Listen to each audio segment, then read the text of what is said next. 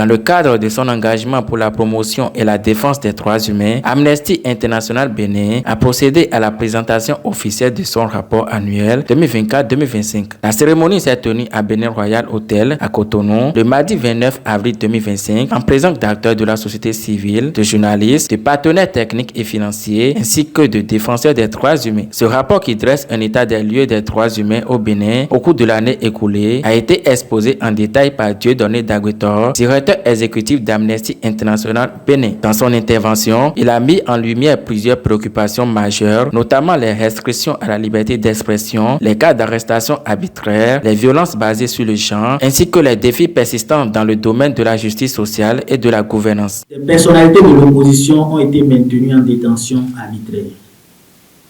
Les conditions de détention ne respectaient pas les normes internationales relatives aux droits humains concernant le traitement des détenus. Des victimes d'expulsions forcées liées à des projets de développement touristique n'avaient toujours pas reçu d'indemnisation suffisante. Des personnes ont été tuées par des groupes armés aux frontières avec le Niger et le Burkina Faso. Un nouveau code électoral dénoncé par l'opposition a été adopté en mars.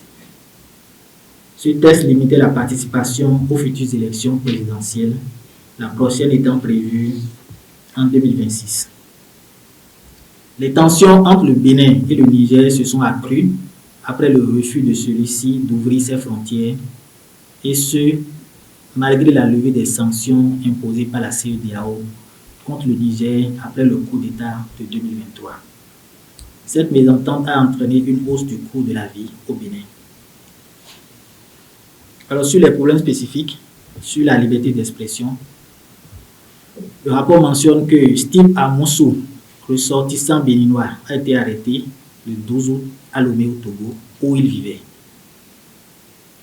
Il a été transféré au Bénin où la Cour de répression des infractions économiques et du terrorisme l'a inculpé de, je cite, provocation directe à la rébellion, initiation et publication de fausses nouvelles sur les réseaux sociaux et harcèlement par voie électronique. Fin de citation. Son procès qui a débuté le 7 octobre n'était pas terminé à la fin de l'année. Les autorités béninoises l'accusaient d'être un cybermilitant connu pour critiquer les pouvoirs publics sous le pseudonyme, je cite, Frère Ouvy, fin de citation.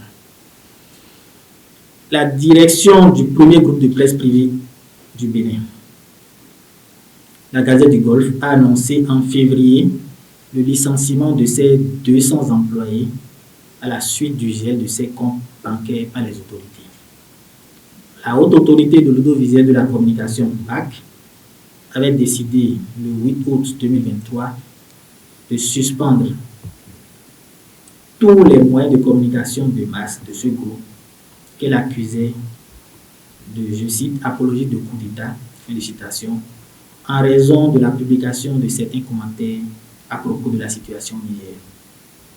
En septembre, le président de la HAC a menacé de suspendre les médias qui ne se conformeraient pas aux exigences des autorités concernant les informations liées au terrorisme. Le second point concernant le Bénin touche à la liberté de réunion pacifique.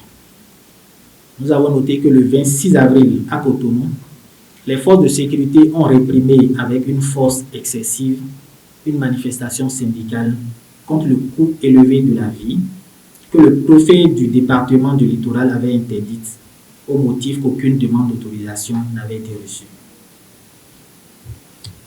Plusieurs dirigeants syndicaux ont été arrêtés puis remis en liberté le jour même.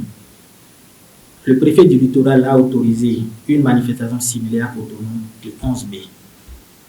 Le 30 décembre, plusieurs syndicats ont publié une déclaration dénonçant l'arrestation la veille d'un dirigeant syndical de Cotonou qui avait appelé les dockers à se réunir ce jour-là pour discuter de la dégradation de leurs conditions de travail. Les dockers ont annoncé qu'ils se mettaient en grève et le syndicaliste a été libéré le jour même, après avoir été présenté au procureur de la République.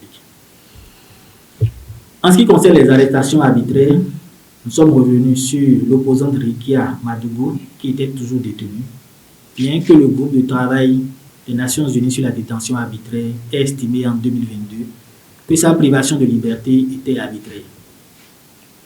Déclarée coupable de, je cite, complicité d'actes terroristes, fin de citation, en décembre 2021, elle purgeait une peine de 20 ans de réclusion. Sur le recours excessif à la force, nous avons noté que le 27 novembre, le procureur de la République, près le tribunal de Parakou, a annoncé l'ouverture d'une enquête et le placement sous mandat de dépôt de 7 fonctionnaires de police dans l'affaire concernant Sambay Faisal Ourougani, retrouvé mort le 19 novembre après un contrôle policier.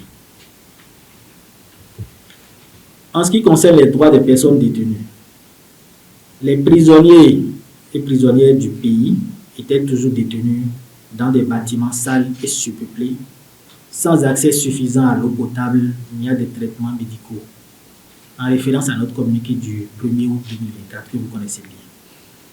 Selon le directeur général de l'agence pénitentiaire du Bénin, les 11 centres de détention accueillaient en septembre plus de 19 000 personnes, ce qui représentait environ 300% de leur capacité.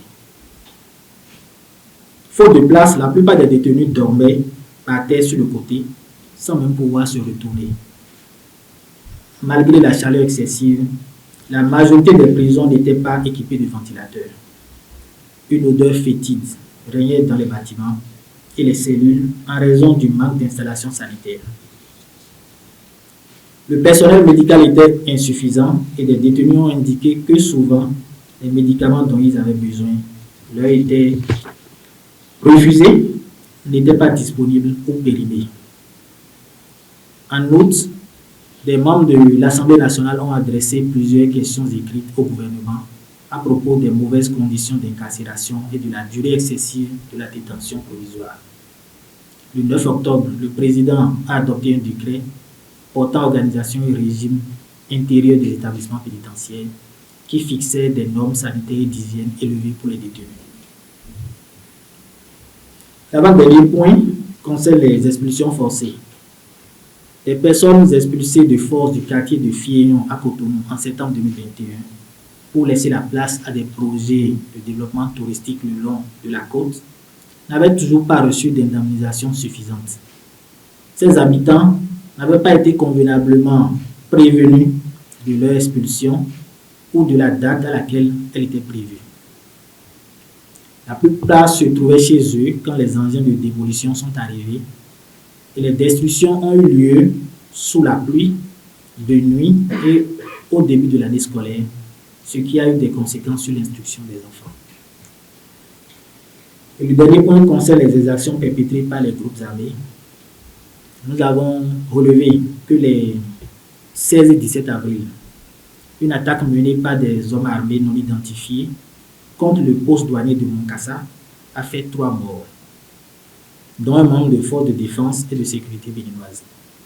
Dans la nuit du 24 juillet, 7 soldats et 5 gardes d'African Pax ont été tués dans le parc national du W, à la frontière avec le Niger. Les attaques de groupes armés se sont multipliées dans les zones frontalières ces dernières années.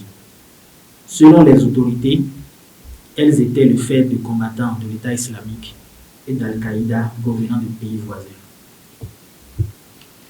En résumé, chers professionnels des médias, les recherches menées par Amnesty International en 2024 mettent en évidence plusieurs grands thèmes qui dessinent les tendances mondiales actuelles en matière de droits humains.